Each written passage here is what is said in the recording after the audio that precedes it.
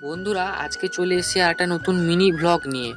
বন্ধুরা আজকে পদ্ম গাছের কিছু টিউব বসাবো, তার জন্য কিছু মাটি কালেকশন বা পাঁক কালেকশন করতে হবে। তার জন্য আমি কোদাল আর বালতি নিয়ে চলে এসেছি পুকুর পাড়ে কিছু পাঁক নিয়ে নিব আর কিছু পাঁক মাঠ থেকে নিয়ে নিব, যাতে ভালো পাঁক নিতে হয়। ভালো পাঁক দিলে গিয়ে পদ্ম গাছ খুব ভালোভাবে গ্রো করে। আর এই পাঁকটা ছিল আমার পুরনো পাঁক, যেটা পুরনো মাটিতে পদ্ম গাছটা লাগানো ছিল।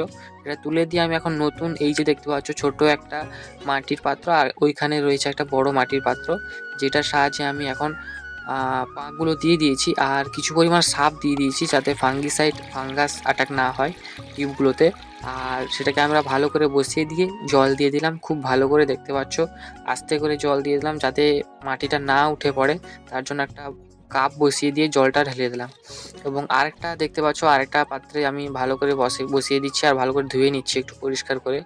দেখতে পাচ্ছ জলটা একটু বসে যাওয়ার পর কত সুন্দর লাগছে। আর এটা কতদিন পর কীরকম গ্রো হয় তোমাদের সামনে আমি শেয়ার করতে থাকবো।